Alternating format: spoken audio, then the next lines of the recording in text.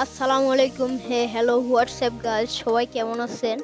আমি আলহামদুলিল্লাহ ভালো আছি এবং আমি আপনাদের সাথে আছি সোহান। আপনারা দেখতেছেন মিস্টার সোহান ইউটিউব চ্যানেল।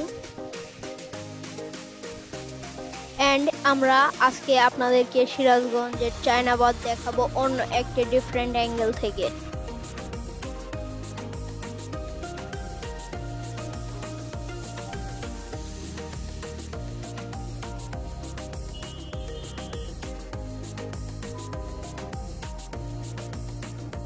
তো গাইস, আমরা রওনা দিয়ে দিলাম সিরাজগঞ্জের চায়নাবাদের উদ্দেশ্যে। রাস্তায় দুই ধারে প্রচুর পরিমাণ গাছ এবং খুব রৌদ্র উজ্জ্বল আবহাওয়া পরিবেশ। আমার খুব সুন্দর লেগেছে বিষয়টা। রাস্তায় প্রচুর পরিমাণে বাতাস, এত এত এত পরিমাণে যে বাতাস, ওইটা আমি চিন্তাও করতে পারিনি। কাপড় উড়ে যাচ্ছে আর কি। রাস্তার গাড়ির চাপ খুবই কম বললে চলে। রাস্তার পরিবেশ খুবই সুন্দর এবং সবারই মনে একটি জায়গা করে নেওয়া সম্ভব বলে আমার মনে হয় আর কি। আমরা সিরাজগঞ্জ রোডের খুব কাছেই চলে এসেছি। আমরা দেখতে পাচ্ছি সিরাজগঞ্জ রোডের দুই পাশে কাজ চলতেছে।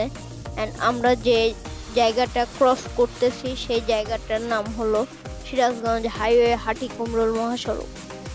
আর এটাই হলো চায়নাবাদ যাওয়ার একমাত্র সড়ক। আমরা চায়নাবাদে চলে আসছি, দেখতে পাচ্ছি সামনে একটা নাগরদোলা আমরা ক্রস করলাম। চায়নাবাদের পরিবেশটা খুব সুন্দর, রাস্তার দুই ধার দিয়ে গাছ লাগানো এবং তার পাশেই দেখতে পাচ্ছি আপনার যমুনা নদী।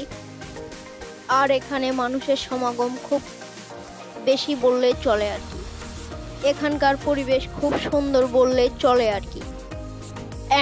এই জায়গাটা যে কারো ভালো লাগার তালিকায় থাকতে পারে, এই জায়গাটা ঘুরে দেখতে পারেন। এই জায়গাটা অনেক সুন্দর খুব মনোমুগ্ধকর পরিবেশে জায়গাটা অবস্থিত। আপনি যমুনা নদীর তীরে দাঁড়িয়ে প্রাণ ভরে হাওয়া খেতে পারবেন এই জায়গাটাতে আসলে।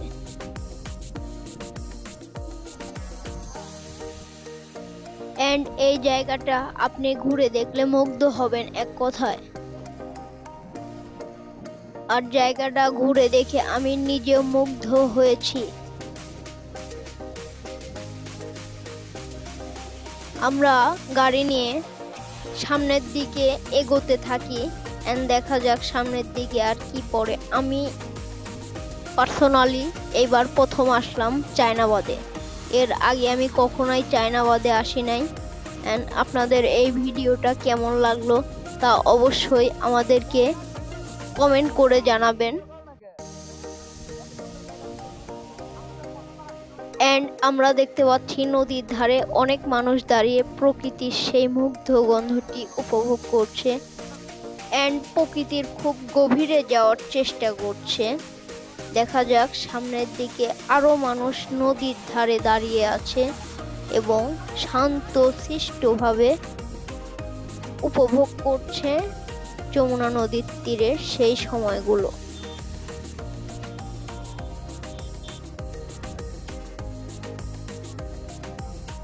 এবং অনেক মানুষকে দেখা যাচ্ছে যে তারা অনেক ফটোশুট করতেছে।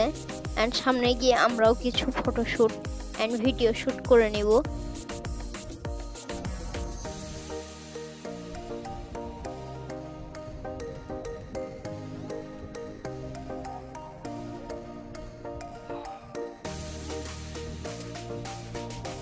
পরিশেষে বলা যায় যে পর্যটকদের পছন্দের তালিকায় থাকতে পারে এই স্থানটি।